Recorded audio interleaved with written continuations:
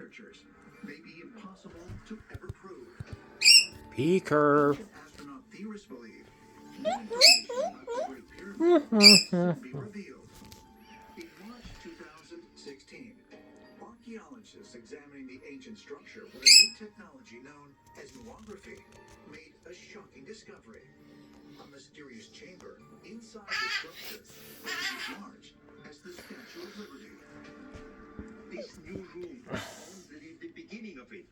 I'm sure within the next months, or at least 2 years, they will discover more rooms in the Great Pyramid. I personally think that the Great Pyramid in Egypt holds... Is it time for birdie bed?